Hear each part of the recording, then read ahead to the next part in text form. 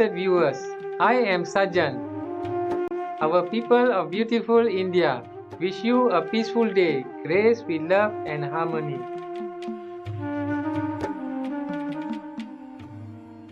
India, the home of many great spiritual masters who have brought wisdom and truth to earth, inspiring us to seek higher purposes in life, thus uplifting humanity to a divine state of living.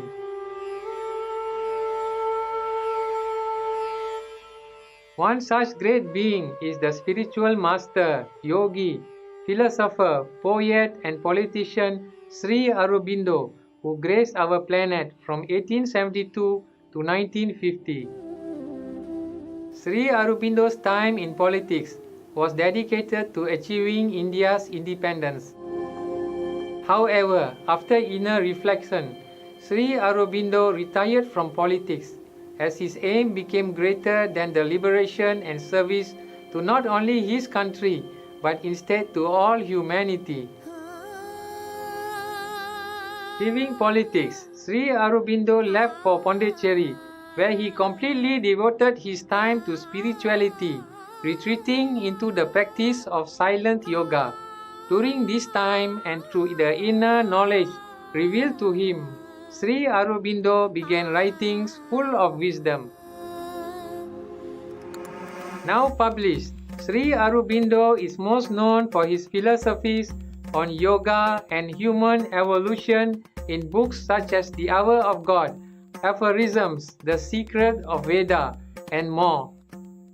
Sri Aurobindoh brought the message that human life is transient and only a means in which we are to find our true divine selves, that our lives may be lived in perfection as we attain a higher consciousness connected with God. This higher consciousness is what Sri Aurobindoh strived to establish in his life and then strive to help others around him to realize as well. The Secret of the Veda is well received by many as one of the greatest spiritual books. It is a collection of Sri Aurobindoh's various writings on the Rig Veda, its mystic symbolism with translations of selected hymns. Sri Aurobindoh offered an in-depth interpretation of the ancient Vedas, made possible through his spiritual practices, where he discovered the vivid allegorical descriptions in the Vedas, the hidden meaning of the Veda and its relevance to the truth seekers seeking for self-realization and enlightenment is ultimately being revealed. Today we share with you the wise writings from Sri Aurobindoh's book, The Secret of the Veda, Chapter 13, Dawn and the Truth. Selection from The Secret of the Veda by Sri Aurobindoh, Chapter 13, Dawn and the Truth. Usha is described repeatedly as the mother of the cows. If then the cow is a Vedic symbol for the physical light or for spiritual illumination, the phrase must either bear the sense that she is the mother or source of the physical rays of the daylight, or else that she creates the radiances of the supreme day, the splendor and clarity of the inner illumination. But we see in the Veda that Aditi, the mother of the gods, is described both as the cow and as the general mother. She is the supreme light, and all radiances proceed from her. Psychologically, Aditi is the supreme or infinite consciousness, mother of the gods, in opposition to Danu or Diti, the divided consciousness, mother of Vidra and the other Danavas, enemies of gods and of man in his progress. In a more general aspect, she is the source of all the cosmic forms of consciousness, from the physical upwards. The 7 cows, Sapta Dava, are her forms, and there are, we are told, 7 names and 7 seeds of the mother. Usha as the mother of the cows can only be a form or power of this supreme light, of this supreme consciousness of Adadi. And in fact, we do find her so described in 1.113.19 of the Rig Veda, Mother of the Gods, form or power of Adadi.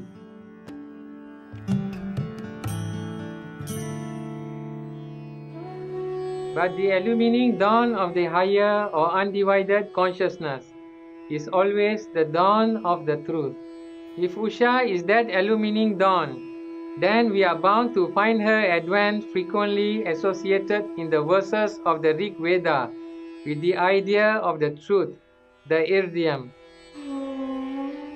And such association we do repeatedly find. For first of all, Usha is described as following effectively the path of the truth. Here, neither the ritualistic nor the naturalistic sense suggested for idiom or truth can at all apply. There would be no meaning in a constant affirmation that dawn follows the path of the sacrifice or follows the path of the water. We can only escape from the obvious significance if we choose to understand by Panthea Artesia, or the path of the truth, the path not of the truth but of the sun.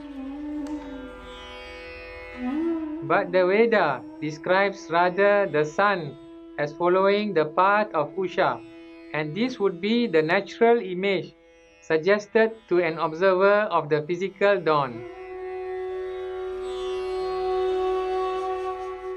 Moreover, even if the phrase did not clearly in other passages mean the path of the truth, the psychological significance would still intervene, for the sense would then be that the dawn of illumination follows the path of the true, or the Lord of the truth, Surya Savitri. We have precisely the same idea, repeated but with still clearer and fuller psychological indications in 1.124.3. She moves according to the path of the truth, and as one that knows, she limits not the regions. Disa or regions, we may note, has a double sense, but it is not necessary to insist upon it here. Dawn adheres to the path of the truth, and because she has this knowledge or perception, she does not limit the infinity, the breadth of which she is the illumination. That this is the true sense of the verse is proved beyond dispute, expressly, unmistakably by a rig or verse of the fifth mandala, which describes Usha of a luminous movement vast with the truth, supreme in or possessed of the truth, bringing with her swa or heavenly light. We have the idea of the vast, the idea of the truth, the idea of the solar light of the world of Swa, and certainly all these notions are thus intimately and insistently associated with no mere physical dawn. We may compare 7.75.1. Dawn, born in heaven, opens out things by the truth. She comes manifesting the greatness.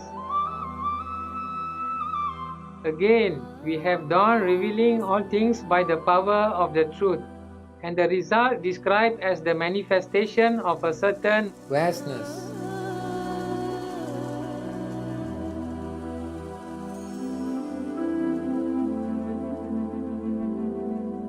Finally, we have the same idea described, but with the use of another word for truth, Satya, which does not, like idiom, lend itself to any ambiguity.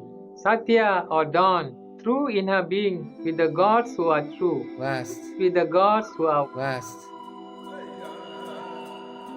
This truth of the dawn is much insisted upon by Vamadeva in one of his hymns, for there not only does he speak of the dawns encompassing the worlds immediately with horses yoked by the truth, but he speaks of them as happy and true because born from the truth. And in another verse, he describes them as the goddesses who awake from the seed of the truth. This close connection of Padra or happy and Ardi or true reminds us of the same connection of ideas in Madhu Chanda's hymn to Agni. In our psychological interpretation of the Veda, we are met at every turn by the ancient conception of the truth as the path to the bliss. Usha, the dawn of the illumination of the truth, must necessarily bring also the joy and the beatitude.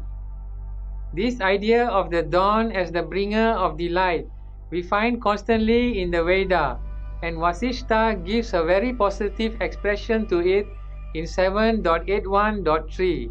Thou who bearest to the giver the beatitude as a manifold and desirable ecstasy. A common Vedic word is the word Sanardi, which Sayana interprets as pleasant and true speech, but it seems to have often the more general sense of happy truths. Dawn is sometimes described as Arthavari, full of the truth, sometimes as Santavari.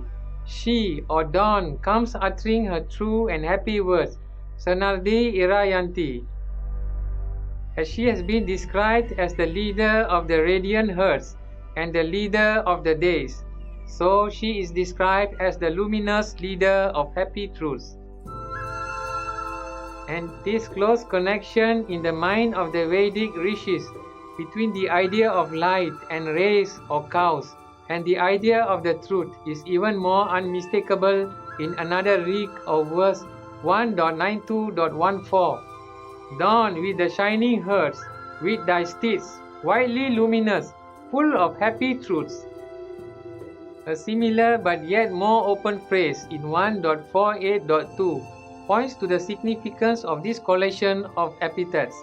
Downs with their radiances or herds, their swiftnesses or horses, rightly knowing all things.